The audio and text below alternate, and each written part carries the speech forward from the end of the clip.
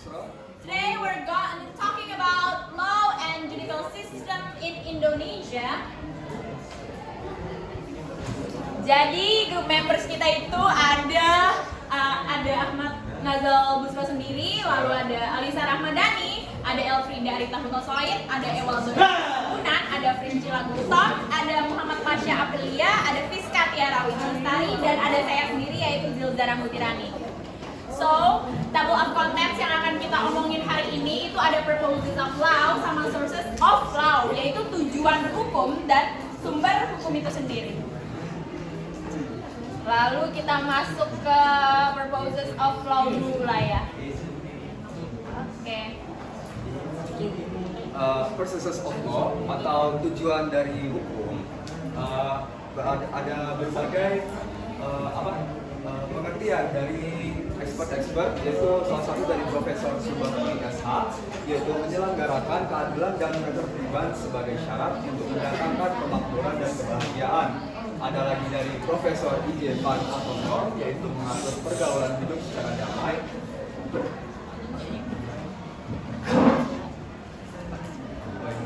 Terus ada dari Van Kant, yaitu menjaga kepentingan tiap-tiap manusia supaya kepentingan itu tidak terganggu.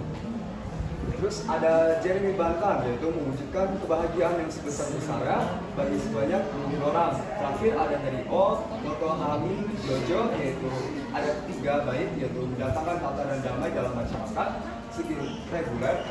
Kedua ada mewujudkan keadilan, segi keadilan, dan ketiga ada menjaga manusia diperlakukan sebagai manusia, segi memanusiakan manusia. Jadi purposes of ada 2 macam teori, yaitu ada 3, yaitu ada teori etika, teori utility, dan combination of ethics and utility theory. Jadi yang pertama ada teori etika, yaitu teori ini berdasarkan pada etika. Menurut teori etis, tujuan hukum adalah mencapai keadilan. Keduanya adalah utility theory, yaitu menurut teori ini bertujuan hukum adalah memberikan faedah sebanyak-banyaknya bagi masyarakat, yaitu dengan memberikan kebahagiaan dan kenikmatan. Ketiga, ada campuran dari ethic theory dan utility theory, yaitu menurut teori ini hukum bertujuan menjaga ketertiban dan mencapai keadilan dalam masyarakat. Nah, why do we need law? Mengapa kita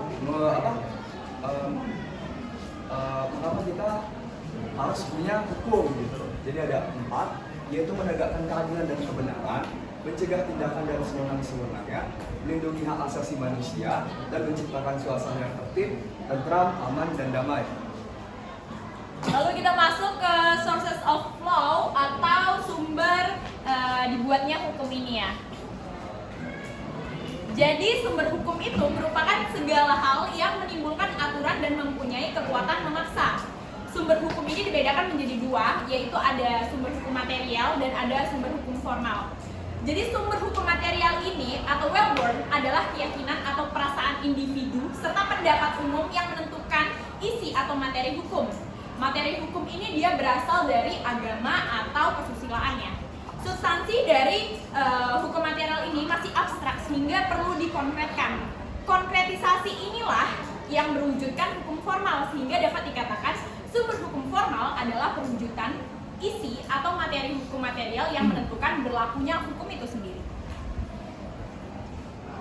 Jadi tadi kita udah membahas hukum material, sekarang kita akan membahas sumber hukum formal.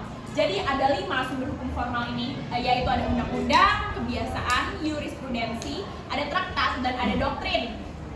Nah, kalau dari undang-undang, ada 2 pengertian nih dari undang-undang, yaitu ada pengertian material dan ada pengertian formal. Lalu di kebiasaan ini merupakan hukum tidak tertulis ya.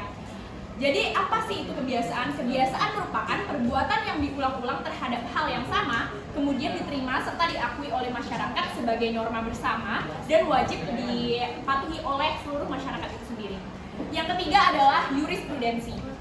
Jurisprudensi adalah keputusan hakim terdahulu atas suatu perkara yang tidak atau belum diatur undang-undang dan dapat dijadikan patokan nih oleh hakim-hakim selanjutnya untuk memutuskan suatu kejadian perkara. Jadi yang keempat ada traktat. Traktat ini merupakan perjanjian perjanjian yang dibuat oleh dua negara atau lebih mengenai persoalan tertentu yang menjadi kepentingan negara yang bersangkutan. Dan yang terakhir ada doktrin. Apa sih doktrin itu? Doktrin merupakan pendapat para ahli hukum terkemuka yang dijadikan sebagai dasar ataupun asas-asas penting dalam hukum dalam penerapannya. Oke, thank you teman-teman. Sekarang kita lanjut ke kelompok 3 ya, baru kita diskusi.